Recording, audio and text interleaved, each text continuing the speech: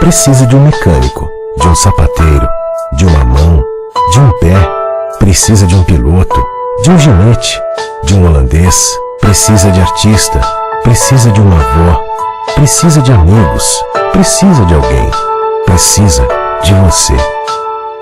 Todo o trabalho da ACD Rio Grande do Sul é feito através da ajuda de milhares de pessoas. Precisamos de você para fazer muito mais. acdrs@acd.org.br.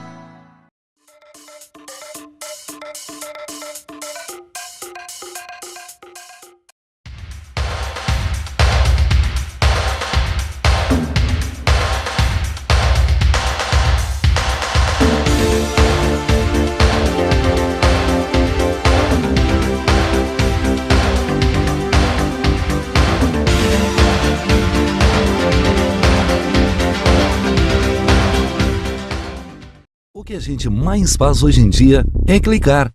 Pena que o destino da maioria desses cliques é esse, o desperdício. Você sabia que apenas um clique pode ajudar a combater a fome no nosso estado? É só acessar cliquealimentos.com.br e dar um rumo mais digno aos seus cliques. A mesa de quem tem fome. Doar pelo Clique Alimentos é gratuito e não demora nem um minuto. Faça a sua parte. Clique para quem precisa. www.cliquealimentos.com.br.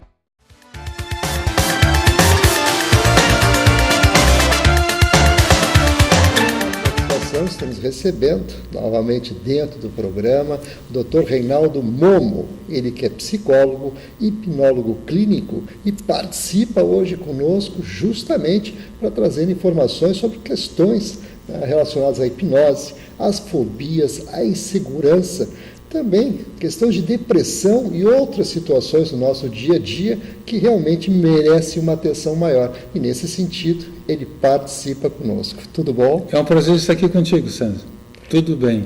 A satisfação é nossa, é claro, a gente fica contente de poder compartilhar com o nosso público ouvinte telespectador informações que têm a ver com a nossa saúde, nosso bem-estar e, claro, a questão psicológica é fundamental. Então, gostaríamos assim de iniciar falando das questões das fobias, que são muito inerentes hoje em dia com relação a uma série de situações e questões também de exigências que acontecem e, claro, lidar com tudo isso. Eu gostaria que o senhor então esclarecesse isso. Eu devo lembrar ao querido público telespectador que eu tenho mais de 30 anos de experiência em hipnose. Então, eu falo com muito embasamento e com muita veracidade em cima daquilo que eu hei de falar hoje.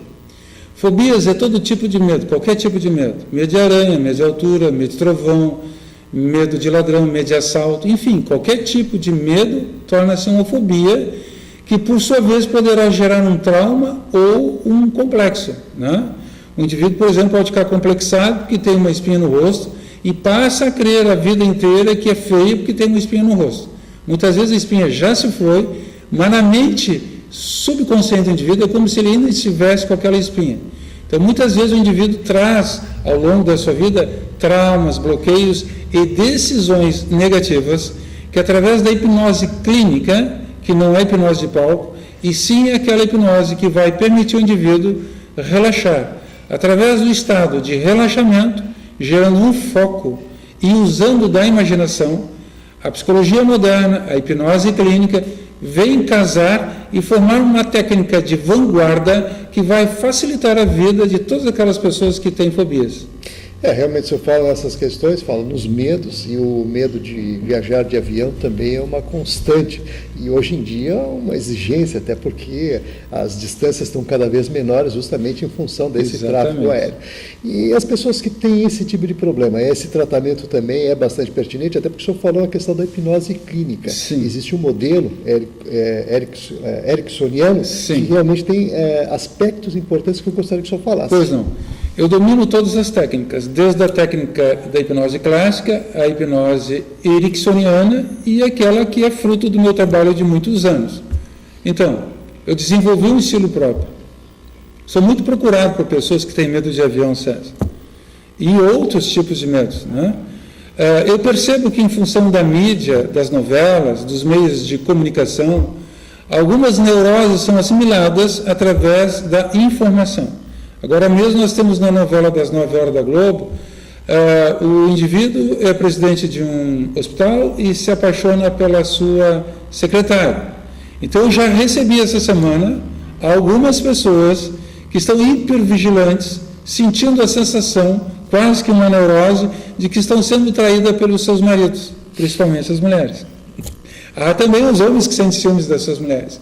E algumas pessoas chegam ao ponto de contratar detetive particular, gastam uma fortuna na esperança de perceber algum deslize do companheiro. E veja só, muitas vezes uma família que já convive ao longo de 5, 10, 15, 20 anos é destituída da sua estrutura por causa de um ciúmes doentio e muitas vezes até patológico. Realmente tem complexidades em tudo isso, evidentemente o senhor coloca aqui com muita propriedade, inclusive a questão que as pessoas, na verdade, criam os seus mitos, né? Exatamente. E as suas histórias dentro das suas cabeças e acabam, até de certa forma, para elas tornando como se isso fosse realidade. Exatamente. O senhor destacou nessa questão. César, nessa mesma novela, um dos personagens chama Ferns, tem raiva do pai. Então, impressionante, eu fico impressionado, eu fico observando que eu fui procurado já essa semana por algumas pessoas que têm raiva dos seus pais. Então eles vêm para mim: doutor, eu odeio meu pai, eu odeio minha mãe, eu fico estarrecido, porque é uma transferência de uma emoção que a pessoa recebe pela informação e que bate fundo no seu subconsciente, nas suas frustrações pessoais durante a socialização da sua vida. Qual é o pai que, por bem de seu filho, muitas vezes não repreende um filho, muitas vezes não oferece um pequeno castigo para o filho? Então, se isso é bem elaborado, a criança cresce como achando isso normal e até assimila isso como um aprendizado. Mas quando não é bem elaborado, o indivíduo torna-se adulto e muitas vezes com raiva do pai e raiva da mãe, e que exacerba através dessas demonstrações da mídia que nos é oferecida hoje em dia através de novelas, jornal, rádio, televisão, enfim, qualquer tipo de informação que chega até nós. Muito bem, estamos aqui conversando, Dr. Reinaldo Momo, psicólogo, hipnólogo clínico, participando aqui conosco. Então, se você está se identificando com alguma dessas situações, com certeza o Dr. Reinaldo aí tem orientações importantes que pode auxiliá-lo nesse sentido. Inclusive, vamos aqui tentar colocar também as diferenças entre a hipnose clínica ericksoniana, a clássica e a que o senhor atua muito, e eu gostaria que você desse essas distinções. Pois não. Então, a hipnose clássica é considerada a hipnose de palco. É aquela que o indivíduo influencia pessoas sensíveis, né? 1% da população é sonambúlica. É aquele indivíduo que é tão sensível que você diga, durma, e cai, imediatamente entra em transe. Mas isso é muito raro. 10% da população é bastante sensível e você facilmente colocará ela em transe. Entretanto, existe uma grande maioria que, não sendo refratária ainda, se torna, digamos assim, na defensiva. Tipo assim, eu quero ser hipnotizado, mas tenho medo. Medo por quê? Porque você viu em televisão, você viu no cinema, você viu no jornal, você viu algumas cenas que induziram você a julgar que hipnose é uma coisa muito nefasta. Na realidade, hipnose não é permitir que você perca o controle. Hipnose é apenas levar o indivíduo, né, o paciente, a um relaxamento, em que ele vai ouvir, através da linguagem ericksoniana, palavras doces, sutis, com modulação de voz. Então, modular a voz é muito importante para a nossa mente inconsciente, que está sedenta de carinho e de amor. Então, na modulação da voz, você consegue influenciar as pessoas, né? Bem, a hipnose que eu utilizo e que eu pratico é fruto de todo um aprendizado, de toda uma experiência de vida, somando o conhecimento universitário, acadêmico, da psicologia. Eu somei tudo isso a toda uma experiência enquanto hipnólogo, né? E criei um estilo próprio. Então, hoje eu utilizo metáforas, principalmente metáforas, que são altamente eficazes na nossa mente. Quando o indivíduo recebe uma certa confusão mental, ele dissocia daquela obsessão que lhe fazia sofrer, e através do lúdico, que é a brincadeira, que é o sonho, que é o estado de relaxamento pré-sono. Então, a pessoa sai de um estado beta, que é o estado consciente, entra em estado alfa ou hipnoidal, chegando muitas vezes a teta e delta, que são estados em níveis mais profundos da sua mente inconsciente. Quando o indivíduo estiver num estado muito profundo, é como se ele dormisse. E muitas pessoas me procuram, eu quero, ou eu não dormir. Eu digo, bom, já que quer dormir, vai dormir em casa, isso é mais barato, não custa nada, porque o indivíduo dorme e não sente nada. Agora, enquanto que hipnose clínica, o indivíduo está totalmente consciente, ou diria, quase semi-inconsciente. Ele fica no limiar do sono e do acordado. E nesse estado apenas de relaxamento, fechando os olhos, usando a sua imaginação, o paciente é conduzido em busca dos seus arquivos de memória. Porque a nossa mente, César, funciona como um grande computador. E é através dos arquivos de memória que a gente abre aqueles arquivos, elabora pensamentos, descaracteriza aquilo que fez sofrer as frustrações e traz o indivíduo de uma vida bastante frustrante para uma vida de qualidade de vida. E é isso que eu me proponho, é lhe oferecer qualidade de vida, telespectador. Eu queria até sugerir ao seu telespectador que faça a pergunta, quem sabe por escrito, e num próximo evento a gente poderá abordar outros assuntos também.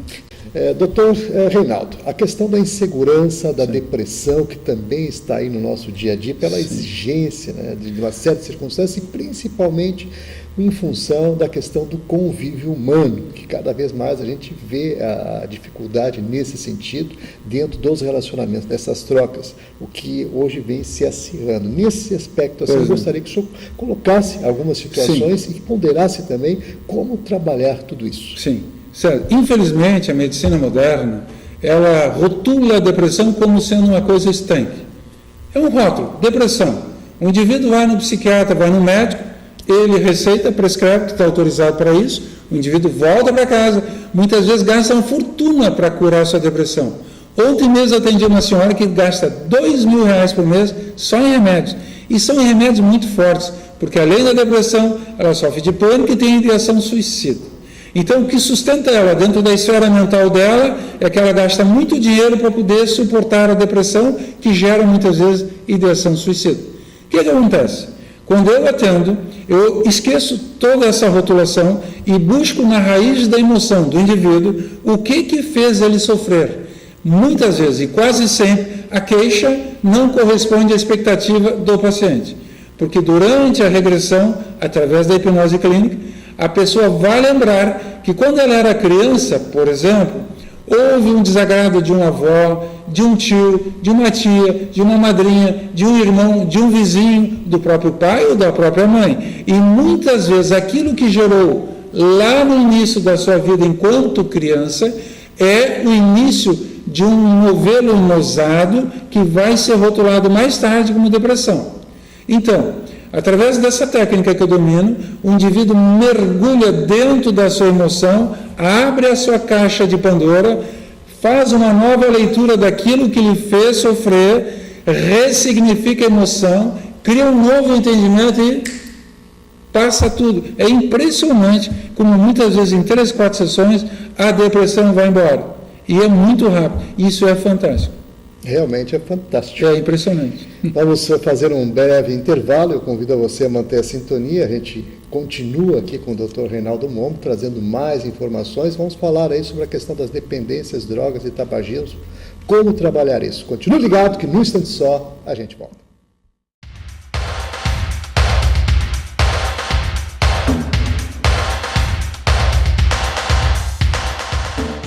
Você sabe qual é o papel mais importante que nós já fizemos na nossa vida? Papel de bobo? Não. É o papel de esclarecer os nossos filhos sobre drogas. Nesse ponto nós concordamos, porque eu acredito muito nisso. Homens, de perto ou de longe, a gente reconhece pela atitude. É isso aí. Entre limpo no estádio e na vida. Vai tomar banho antes de sair de casa? Que isso? Não é drogas. Violência também não pode. Droga no estádio não rola.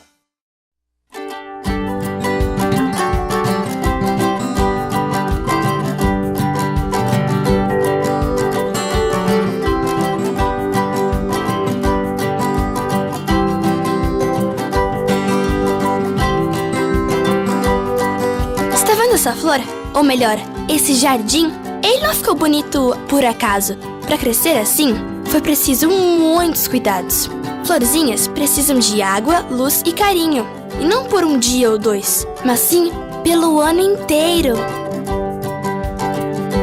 É isso que a Santa Zita de Luca faz há mais de 30 anos. Ela cuida, ensina e auxilia na educação e desenvolvimento de centenas de crianças e adolescentes. E com sua ajuda, pode crescer ainda mais. Acesse www.santazitadeluca.org e faça sua doação. Nossas florzinhas agradecem. Obrigado!